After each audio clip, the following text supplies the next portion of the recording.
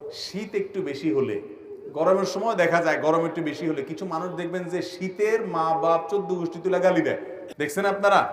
গালিগুলো তো আর আপনাদের কারো অজানা না, আশেপাশে বিভিন্ন মানুষ দেয় না?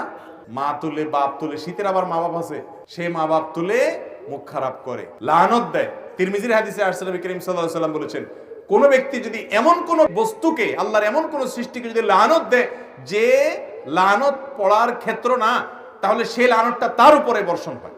ভাইরা আমার, রাগ দমন করতে হবে। অনেক নামাজি মানুষ কিন্তু বদমেজাজি আছে না নাই?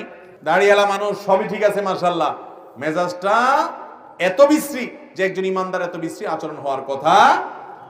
অতএব ভাইরা আমার, শীতের তীব্রতায় বা গরমের তীব্রতায় কোন অবস্থাতে শীত বা গরমকে গালমন্দ করা, লানতান করা, অভিশাপ দেওয়া বা বাজে কথা বলা, এটা জাহেল মানুষের কাজ।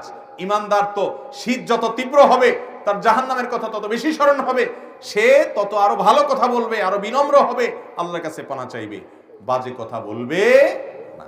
আল্লাহ তাআলা আমাদের সবাইকে এই শীতের মৌসুমে আল্লাহকে সন্তুষ্ট করার মতো আমলগুলো করে যাওয়ার তৌফিক দান করুন।